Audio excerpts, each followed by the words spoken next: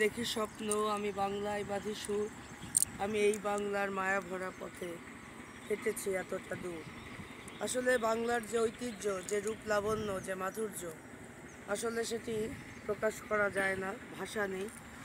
বহু কবি সাহিত্যিক যেমন পল্লী কবি জসিমউদ্দিন, আমাদের প্রিয় কবি জীবনানন্দ দাশ, ইভেন রবীন্দ্রনাথ ট্যাগর মানে ঠাকুর, নজরুল ইসলাম, কাজী নজরুল ইসলাম চিরবিজয়ী কবি, বাংলার প্রেমে আসলে মজেনি বা মধুসূদন দত্ত এমন কোনো কবি সাহিত্যিক আসলে পাওয়া যায় না।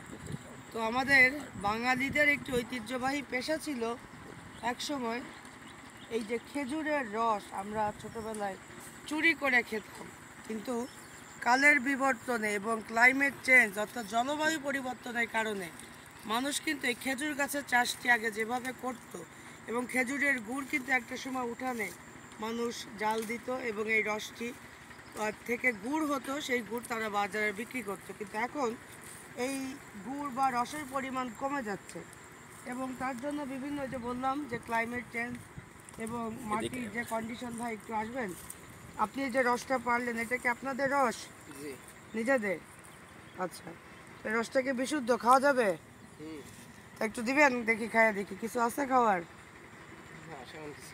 তেমন কিছু নাই, তো উঁচু করে খাইতে পারবো না। তো প্রিয় লিসেনার্স, অডিয়েন্স, আপনারা নিশ্চয়ই দেখতে পাচ্ছেন যে আসলে রসের পরিমাণও কিন্তু খুব কম এবং আগে যেভাবে মানুষ খেজুর গাছ কাটতে এখন কাটে না কেন ভাই, আপনার কি মনে হয়? এই রস কমে যাওয়ার কারণ কি আসলে? খেজুর গাছ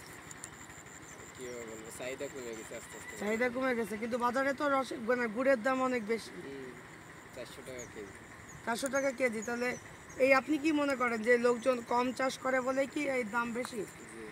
আচ্ছা, তো আপনাদের কতগুলো গাছ আছে এরকম? আচ্ছা, তো আপনি 70-80টা গাছের মধ্যে কয়টা গাছ কাটছেন? সবগুলো নিয়ে কাটা? আপনি একজন ইয়ং মানুষ, আপনি যে বাড়ির কাজ করতেছেন, আপনার কেমন লাগতেছে? ভালো লাগতেছে। আচ্ছা, আপনি কি এই রস খাবেন নাকি আপনারা বাজারে বিক্রি করবেন গুড় বানায়? আচ্ছা, ঠিক আছে প্রিয় লিসেনার্স, তো আসলে ওই যে বললাম বাংলার ঐতিহ্য আমরা ধীরে ধীরে হারিয়ে ফেলছি এবং এই খেজুর গাছ বা তাল গাছ এর রস একসময় খুব বিখ্যাত ছিল বাংলাদেশে এবং বাংলাদেশ থেকে এটা আমরা এক্সপোর্টও করতাম, কিন্তু এখন যেটা হয় সেটা নিজেদের চাহিদায় আমরা ঠিকমতো মেটাতে পারি না। তো আমরা এই বিষয়টি আপনাদেরকে দেখালাম একেবারেই সরজমিনে, মাঠে এসে প্রান্তিক পর্যায়ে।